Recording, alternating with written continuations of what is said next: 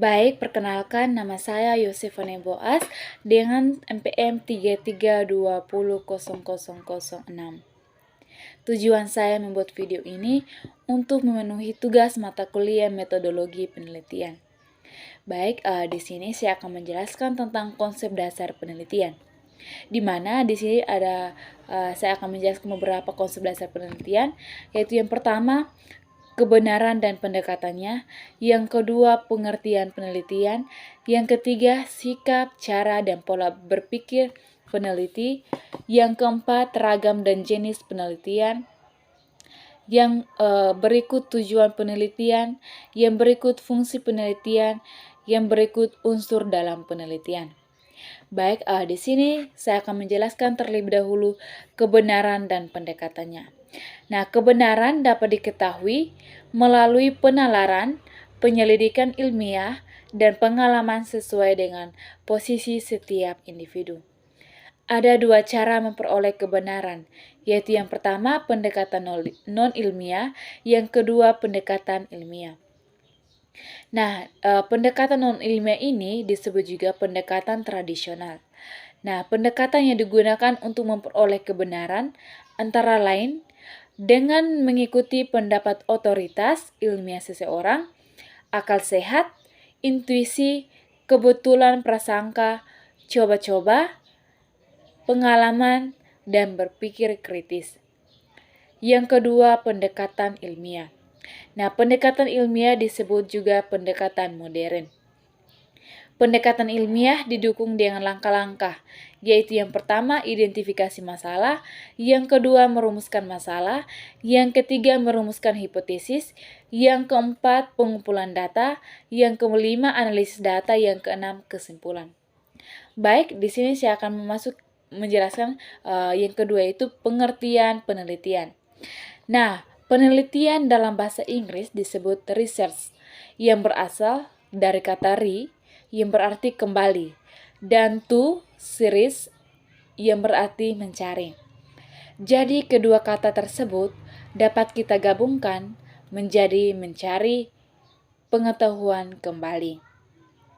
Dalam suatu penelitian tertentu, menggunakan metode yang dinamakan metode ilmiah atau pendekatan atau penelitian ilmiah. Yang berikut penelitian ilmiah adalah kegiatan penelitian yang dilakukan untuk mengkaji atau memecahkan masalah dengan berdasarkan data empiris dengan prosedur yang sistematis. Tujuan penelitian adalah untuk merubah konsep atau kesimpulan yang telah diterima secara umum atau merubah pendapat dengan aplikasi baru. Penelitian ilmiah adalah kegiatan penelitian yang digunakan untuk merubah pendapat dengan penelitian ilmiah adalah kegiatan penelitian yang dilakukan untuk mengkaji atau memecahkan suatu problem permasalahan dengan berdasarkan data empiris dan dengan cara atau prosedur yang sistematis. Keilmiahan penelitian dapat ditentukan dengan beberapa aspek, antara lain yang pertama rigor, yang kedua credibility, yang ketiga relevance, yang keempat representatif, yang kelima koherensi, yang keenam refleks subjektif. Yang berikut bentuk dan jenis penelitian yang cocok dan tepat, yaitu ada 5.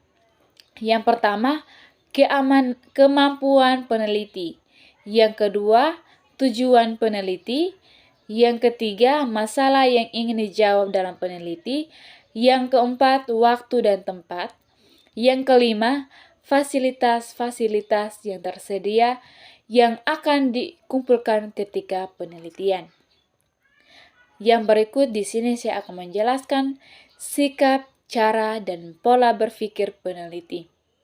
Seorang peneliti tentunya harus mempunyai sikap yang khas atau berbeda dengan orang yang bukan peneliti dalam memandang persoalan, sehingga ia memiliki prinsip dan prosedur penelitian yang kuat.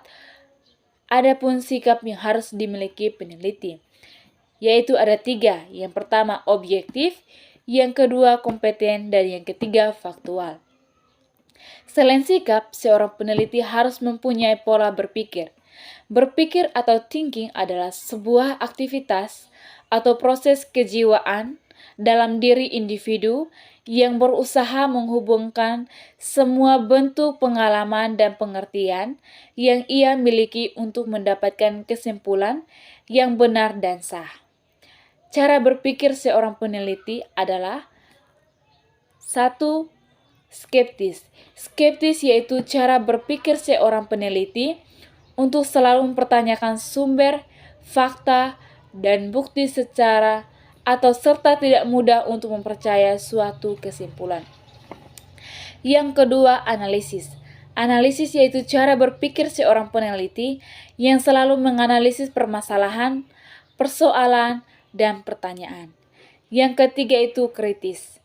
Nah, kritis yaitu cara berpikir seorang peneliti dalam melakukan kegiatan penelitian dari awal sampai akhir berdasarkan cara untuk memperoleh ilmu pengetahuan. Yang berikut adalah tujuan penelitian. Nah, tujuan penelitian merupakan paparan tentang tujuan yang ingin dicapai dalam sebuah penelitian. Dalam penelitian akan berkaitan erat dengan rumusan masalah yang ditulis dalam bentuk pernyataan. Tujuan penelitian paling ujung adalah merumuskan pertanyaan dan memberikan jawaban pada pertanyaan tersebut. Tujuan penelitian dapat beranak cabang yang memerlukan penelitian lanjutan. Terdapat beberapa tujuan penelitian dari usaha yang membatasi. Yang pertama, eksplorasi. Eksplorasi adalah penelitian bertujuan untuk memuaskan keingintahuan peneliti, menguji kelayakan, dan mengembangkan suatu metode. Yang kedua, deskripsi. Nah, deskripsi yaitu penelitian yang bertujuan untuk menjelaskan suatu fenomena dengan rinci dan detail. Yang ketiga, prediksi. Nah, prediksi yaitu penelitian yang bertujuan untuk memprediksi atau berspekulasi tentang sesuatu. Yang terakhir, eksplanasi. Eksplanasi yaitu penelitian yang bertujuan untuk mengetahui hubungan sebab akibat. Yang berikut adalah fungsi penelitian. Yang pertama, menjelaskan data atau fenomena, latar belakang atau kondisi, sebab musabab atau suatu peristiwa atau kejadian. Yang kedua, mendeskripsikan, menjabarkan, dan memberikan informasi atau data. Yang ketiga, memprediksi, meramal, memproyeksi, dan mengestimasi suatu kejadian atau peristiwa yang akan atau mungkin terjadi berdasarkan data-data yang telah dikumpulkan dan diketahui. Yang keempat, mengendalikan dan mengamankan gejala-gejala maupun peristiwa yang terjadi. Yang kelima, membuat dan menyusun teori tertentu. Yang berikut adalah unsur dalam penelitian. Konsep dalam definisi yang digunakan. Yang pertama, konsep. Nah, konsep adalah definisi yang digunakan untuk menggambarkan fenomena alam atau sosial secara abstrak. Yang kedua, proposisi. Nah, proposisi adalah suatu pernyataan sifat dari suatu realita yang layak diuji kebenarannya. Yang ketiga, teori. Nah, teori adalah rangkaian dari suatu atau beberapa proposisi yang bersifat logis. Yang keempat, variabel. Nah, variabel adalah konsep yang memiliki nilai bervariasi. Yang kelima, hipotesis. Hipotesis adalah kesimpulan sementara dari hubungan antar variabel. Yang keenam, definisi operasional. Definisi operasional adalah petunjuk untuk mengukur suatu variabel. Yang terakhir di sini saya akan menjelaskan tentang ragam dan jenis penelitian. Terdapat beberapa ragam dan jenis penelitian, yaitu yang pertama, berdasarkan data yang diperoleh, Yang kedua berdasarkan pendekatan, yang ketiga berdasarkan tujuan, yang keempat berdasarkan bidang ilmuwan, yang terakhir berdasarkan tempat. Sekian dan terima kasih.